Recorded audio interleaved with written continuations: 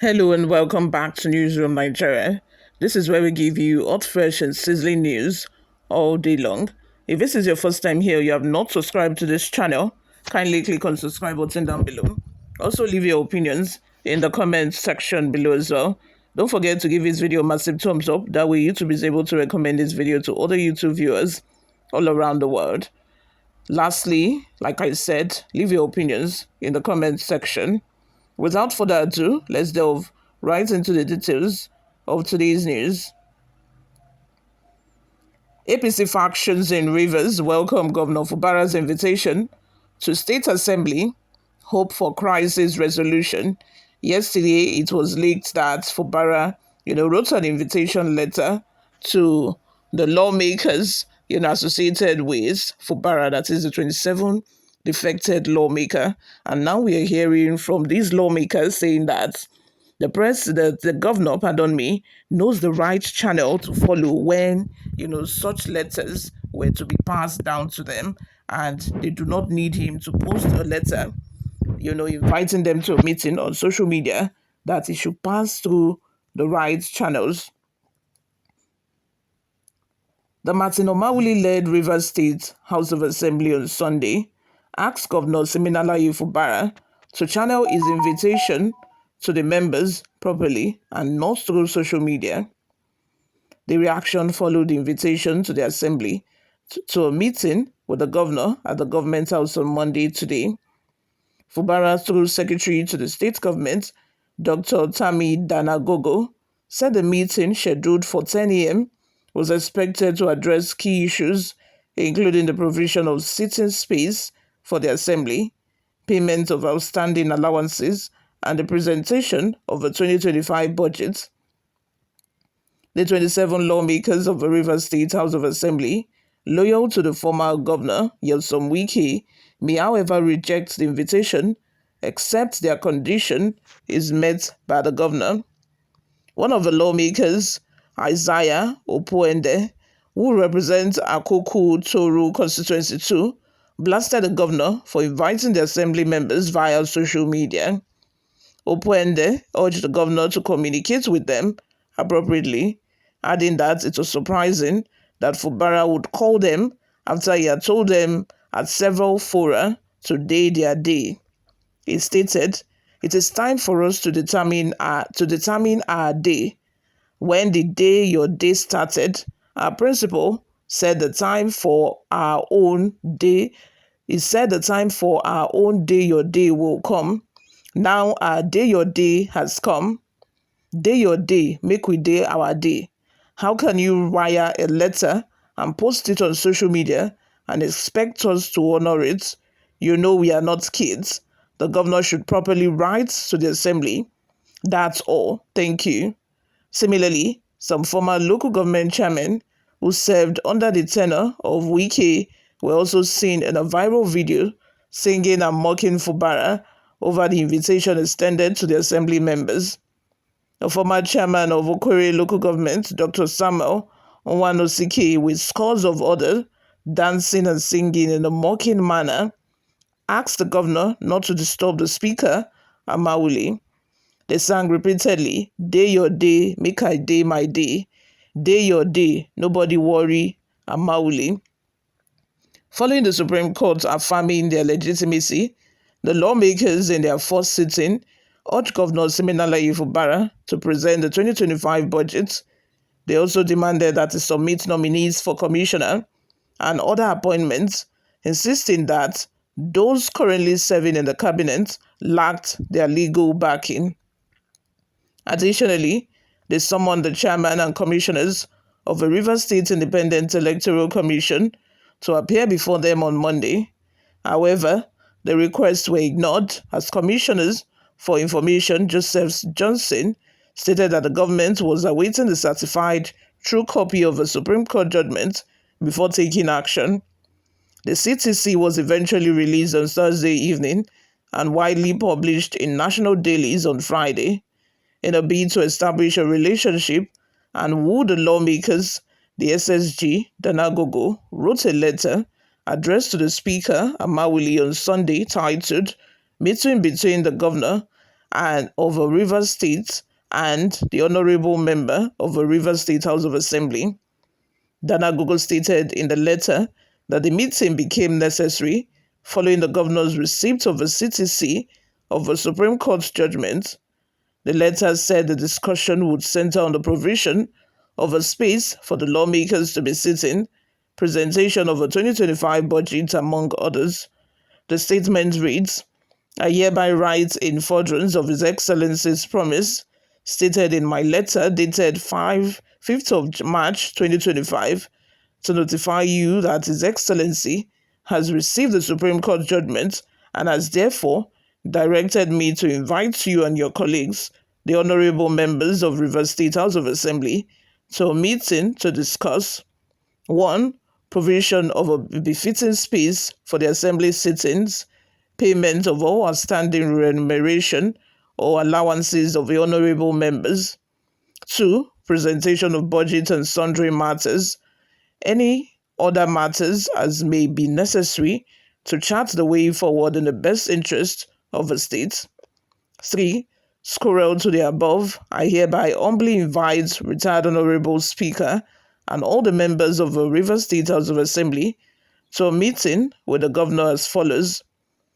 The invitation of the lawmakers by the governor came as the 72-hour ultimatum given to the Rivers State Electoral Commission chairman to appear before the House expires today. Amawili had, during plenary on Friday, said the Omawili had taken legislative notice of Fubara's failure to forward names of his commissioner nominees to the House for screening. Efforts to reach the Commissioner for Information and Communications, Johnson, failed as his mobile line was not connecting as of the time of filing this report. The development was hailed by the chief, Tony Okocha-led All Progressive Congress, and the Emeka Beke-led faction, loyal to former Minister of Transportation, Rotimi Amici. The Okocha faction, loyal to the Minister of the Federal Capital Territory, Nyesom Wike, described Fubara's invitation to the lawmakers as a welcome development. The state's publicity secretary of a party, Chibuike Ikenga, disclosed this during a telephone chat with our correspondent on Sunday. Ikenga expressed the hope that the move would lead to a resolution of a crisis between the two arms of government in the state. He stated, "Our position as a party is to the effect that whatever will bring lasting peace to Rivers State is what we support, and the two sides, the executive and the legislature, should make all these overtures to engender confidence building, which of course will lead to a final resolution of a conflict." The Supreme Court had already put a nail on it, but interpersonal relationships between the leaders of the two arms of government are encouraged. There are overtures expected from the two sides, which have quarreled for close to 2 years, that the Rivers State House of Assembly had written letters to the governor, and the governor had also responded, and the governor has written inviting them as part of a follow-up of the earlier letter. We welcome all these processes and procedures that will lead to final resolution. Also, the Chief of Staff to the Becker-led APC, Chizi Etire, described the development as a win-win situation. Some groups had threatened to disrupt oil production and cause a crisis in the state if Fubara was impeached. The former campaign coordinators for Fubara in their various local government areas called on the police, the Department of State Security, and other security agencies to enforce the judgment of the Supreme Court in the interest of the people. The former members of the Association of the Local Government Nigeria said Fubara failed to take the opportunity offered to him by the presidential intervention to end the crisis.